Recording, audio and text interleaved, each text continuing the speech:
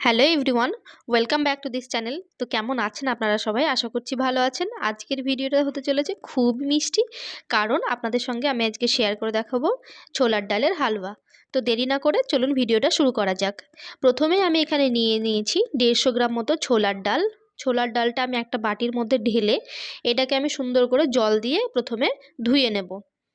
ধুয়ে নেওয়ার পর আমি এটাকে প্রেসার কুকারের মধ্যে ভরে 4-5টা মতো সিটি দিয়ে নেব, মানে সেদ্ধ করে নেব ছোলার ডালটাকে। ছোলার ডালটা আমার এখানে মোটামুটি সেদ্ধ হয়ে গেছে। সেদ্ধ করে নিয়েছি আমি, দেখতেই পাচ্ছেন খুব সুন্দরভাবে সেদ্ধ হয়েছে। এটাকে আমি একটা শিলের মধ্যে বেটে নেব এবার। আপনারা চাইলে মিক্সচারের মধ্যে এটাকে বাটতে পারেন। দেখতেই পাচ্ছেন খুব সুন্দরভাবে এটা বাটা হয়ে গেছে আমার। তারপর আমি একটা গ্যাসের মধ্যে এরকম একটা কড়াই বসিয়ে দিয়েছি।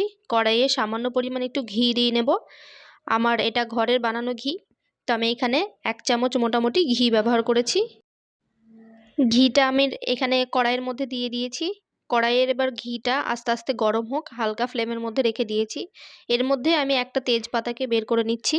তেজপাতাটা এই ঘিয়ের মধ্যে দিয়ে দেবো আমি। ঘিয়ে তেজপাতাটা দেওয়ার পর আমি এই যে বেটে রাখা যে ছোলার ডালটা ছিল, সেই ছোলার ডালটা কিন্তু এর মধ্যে দিয়ে দেব। আর মাথায় রাখবেন, ছোলার ডালটা কিন্তু খুবই মিহি করে পেস্ট বানাতে হবে, মানে আপনি খুব ভালো করে এটা পেস্ট বানিয়ে নেবেন। তেজপাতা আর ঘিটা আমি সুন্দর করে ছড়িয়ে দিচ্ছি কড়াইয়ের মধ্যে। তারপর আমি এর মধ্যে দিয়ে দিলাম বেটে রাখা ছোলার ডালটা। আপনারাও কিন্তু এরকম বাড়িতেই চটজলদি বানিয়ে নিতে পারেন ছোলার ডালের হালুয়া। আপনাদের কাছে যদি সেরকম কোনো ইনগ্রিডিয়েন্ট না থাকে, শুধুমাত্র ছোলার ডাল, চিনি আর সামান্য পরিমাণ দুধ আর 1 চামচ মাত্র ঘি দিয়েই আপনারা খুব সহজে বানিয়ে ফেলতে পারেন ছোলার ডালের হালুয়া, এবং খেতেও কিন্তু খুব টেস্টি। আপনারা বাড়িতে অবশ্যই একবার ট্রাই করে দেখবেন।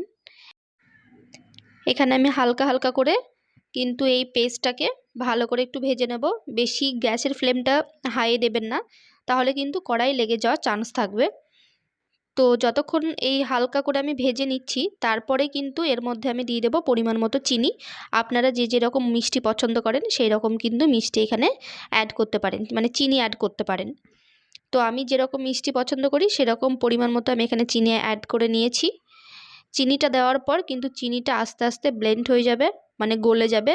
গলে যাওয়ার পর কিন্তু চিনিটা থেকে খুব সুন্দর একটা, মানে ডালের যে কালারটা সেটা খুব সুন্দর হয়ে যাবে আস্তে আস্তে। তো এই যে আমি এখানে কিন্তু চিনিটা দিয়ে দিয়েছি এবং হালকা হাতে এটা কিন্তু আমি ভালো করে এই ছোলার ডালের বাটাটার সঙ্গে ভালো করে মাখিয়ে নেব। মাখিয়ে নেওয়ার পরে কিন্তু এটা হালকা মিডিয়াম আঁচে আস্তে আস্তে এরকম করে নাড়তে থাকবো। নাড়তে নাড়তেই খুব সুন্দর একটা কালার চলে আসবে। এই সময় কিন্তু আমি একটু একটু করে এর মধ্যে দুধ অ্যাড করব। একসঙ্গে দিলে যদি লেগে যায়, সেই জন্য আমি কিন্তু আস্তে আস্তে এর মধ্যে 1 কাপ 1 কাপ করে দুধ অ্যাড করব।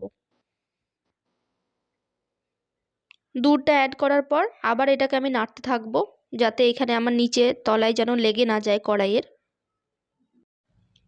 তো আপনারা কীরকম কিসের হালুয়া পছন্দ করেন এবং নেক্সট টাইম আমি কিসের হালুয়া ট্রাই করতে পারি, সেটা আমাকে অবশ্যই লিখে জানাবেন। আর ভালো লাগলে লাইক, শেয়ার এবং সাবস্ক্রাইব করবেন। আমি এখানে যেগুলো আমার লেগে গেছিলো সাইডে, সেগুলো একটা চামচের সাহায্যে এটাকে ছাড়িয়ে নিচ্ছি। ছাড়িয়ে নেওয়ার পরে আস্তে আস্তে এরকম করে মাখিয়ে নেব। এর মধ্যে কিন্তু আমি আরও দুধ অ্যাড করব। আর এই পর্যায়ে কিন্তু হালকা হালকা করে এটাকে ভালো করে নাড়তেই থাকতে হবে, কারণ যদি নিচে লেগে যায় সেই জন্য।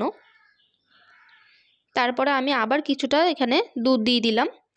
তারপর এরকম করতে করতে আমি পুরো দুধটাই এখানে যতটুকু আমার দুধের প্রয়োজন পুরোটাই দিয়ে দেব। তারপর সুন্দর করে এটাকে একটু হতে দেব। আর আপনারা এটা কিন্তু হালকা হাতে একটু একটু নাড়তে থাকবেন, কারণ তলায় যদি লেগে যায় বা কড়াইয়ে লেগে গেলে খেতে কিন্তু খুব বাজে একটা স্মেল আসবে। আর আমি পুরো দুধটা দিয়ে দেওয়ার পর মোটামুটি কিছুক্ষণ আমি এটাকে, যতক্ষণ না এটা আমার গাঢ় হয়ে যাচ্ছে বা আমি যেরকম চাইছি সেরকম হয়ে যাচ্ছে, ততক্ষণ পর্যন্ত আমি এটাকে হালকা হালকা করে নাড়তে থাকবো এবং হতে দেবো একটু একটু করে। এই পর্যায়ে আমি এবার একটু দারচিনি এবং এলাচকে ভালো করে থেতো করে নিয়েছিলাম, সেটা কিন্তু এর মধ্যে দিয়ে দিলাম। দেওয়ার পরে আবারও ভালো করে নাড়তে থাকবো, কারণ এটা যদি তলায় লেগে যায় সেই জন্য। তো এটা আমি হতে দেব আস্তে আস্তে। আপনারা দেখতেই পাবেন যে এটা কিন্তু খুব গাঢ় হয়ে গেছে, এরকম পর্যায়ে চলে এসছে। আর কালারটাও কিন্তু খুব সুন্দর এসেছে। তো এরকম পর্যায়ে আরও ভালো করে এরকম করে নাড়তে থাকতে হবে। দেখতে পাচ্ছেন তলাতে কিন্তু লেগে যাওয়ার চান্স আছে এই পর্যায়ে।